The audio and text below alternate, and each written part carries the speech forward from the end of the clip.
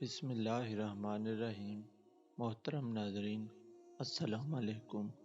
یہ قصہ پارٹ 2 ہے۔ حضرت یعقوب علیہ السلام نے فرمایا کہ میں ایک مرتبہ یوسف کے معاملہ میں تم لوگوں پر بھروسہ کر چکا ہوں، تو تم لوگوں نے کیا کر ڈالا۔ اب دوبارہ میں تم لوگوں پر کیسے بھروسہ کروں؟ میں اس طرح بنیامین کو ہرگز تم لوگوں کے ساتھ نہیں بھیجوں گا، لیکن ہاں، اگر تم لوگ حلف اٹھا کر میرے سامنے عہد کرو تو البتہ میں اس کو بھیج سکتا ہوں۔ یہ سن کر سب بھائیوں نے حلف لے کر عہد کیا اور آپ ان لوگوں کے ساتھ بنیامین کو بھیج دیا۔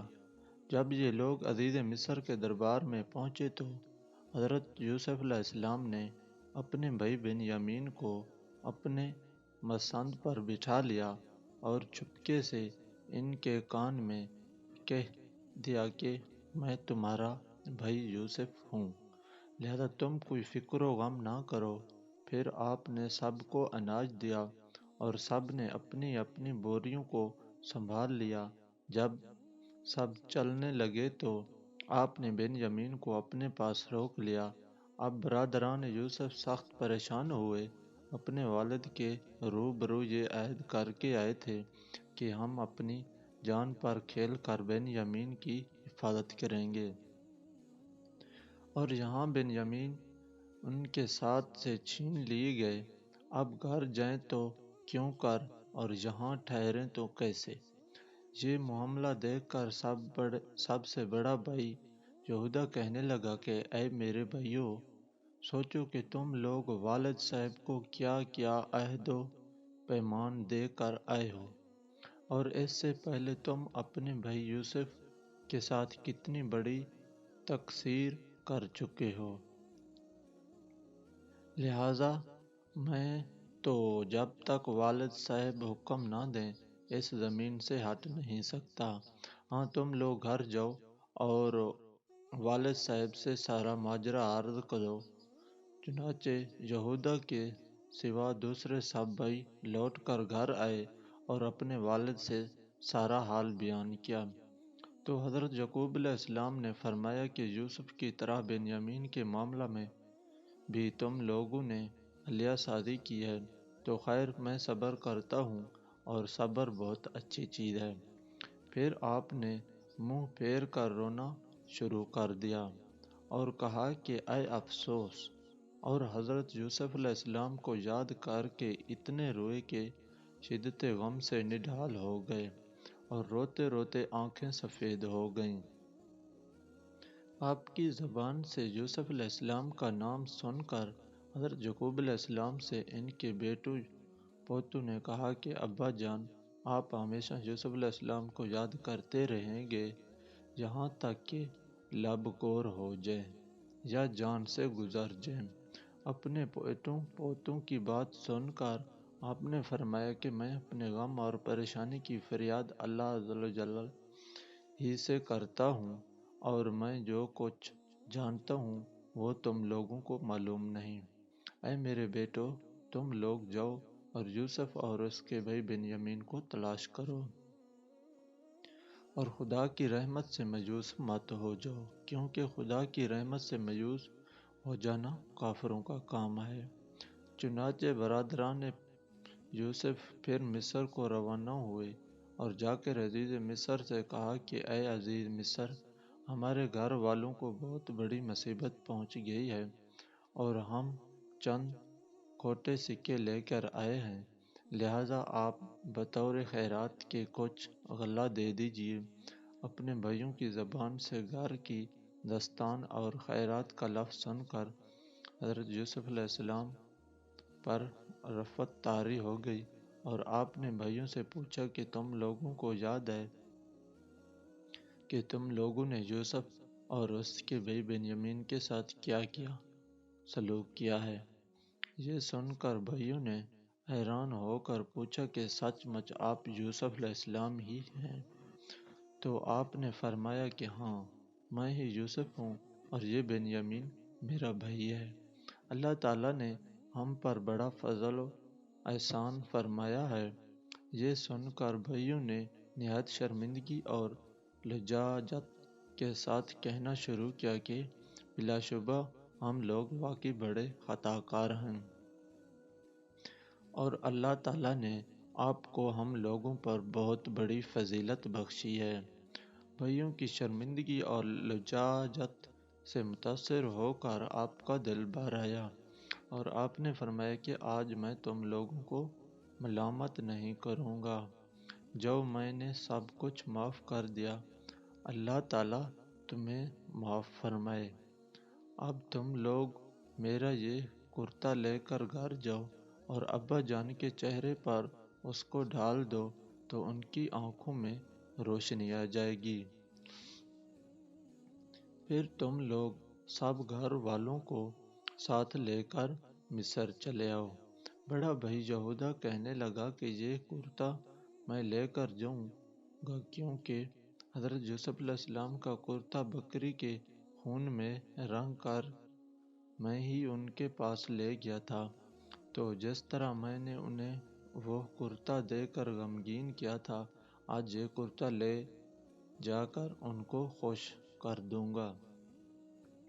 چنانچہ یہودا یہ کرتا لے کر گھر پہنچا اور اپنے والد کے چہرے پر ڈال دیا تو ان کی آنکھوں میں بینائی آ گئی۔ پھر حضرت یعقوب علیہ السلام نے تہجد کے وقت کے بعد اپنے سب بیٹوں کے لیے دعا فرمائی، اور یہ دعا قبول ہو گئی۔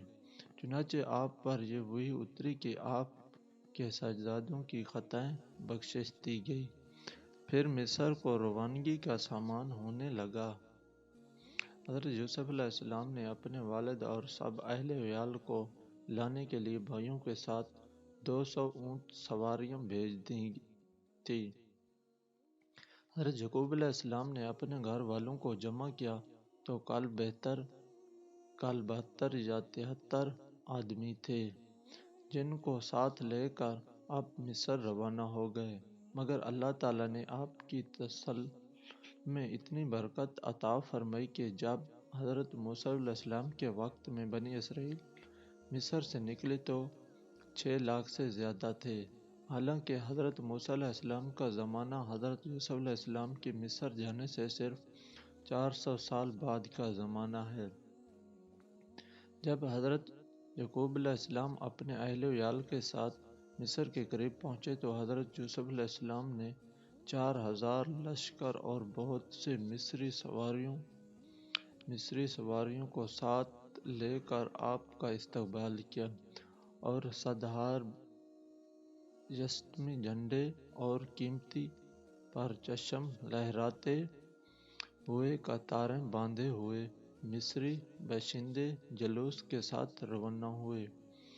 حضرت یعقوب علیہ السلام اپنے فرزند یہودا کے ہاتھ پر ٹیک لگائے تشریف لا رہے تھے۔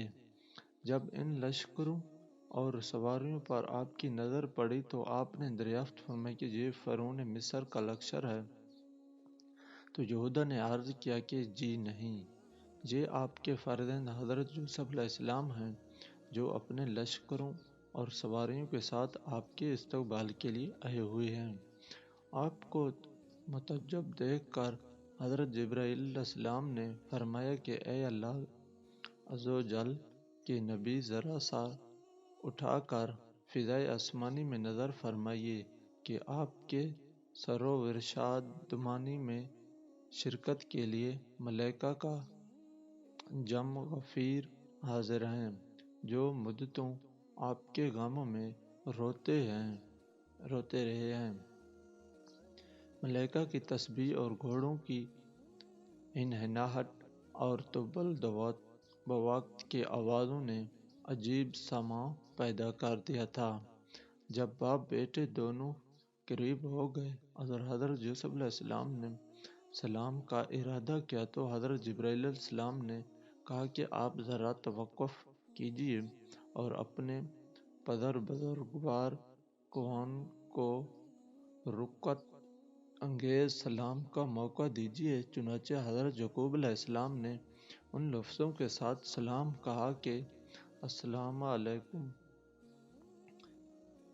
ترجمہ: یعنی اے تمام غموں کو دور کرنے والے، آپ پر سلام ہو۔ پھر باپ بیٹوں نے نہایت گرم جوشی کے ساتھ ملاقات کیا اور فرط مسرت میں دونوں خوب روئے۔ پھر ایک استقبالہ خیمہ میں تشریف لے گئے جو خواب مزین اور آراستہ کیا گیا تھا۔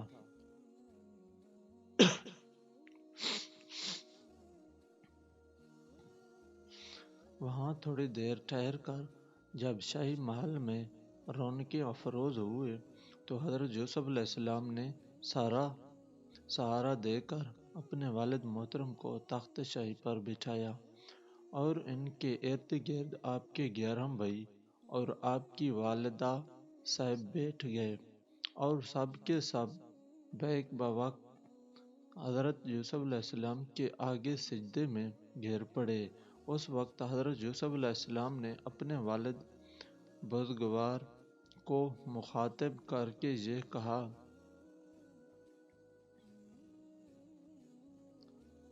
ترجمہ: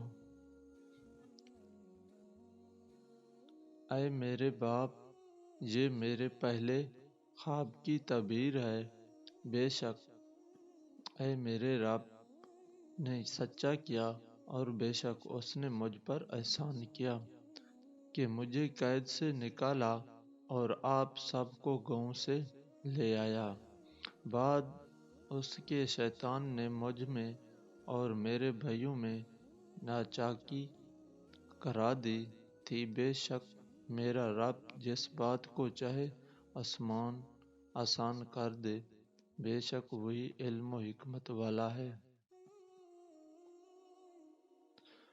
یعنی میرے 11 بھائی ستارے ہیں اور میرا باپ سورج اور میری والدہ چاند ہیں اور یہ سب مجھ کو سجدہ کر رہے ہیں۔ یہی آپ کا خواب تھا جو بچپن میں دیکھا تھا کہ 11 ستارے اور سورج و چاند مجھے سجدہ کر رہے ہیں۔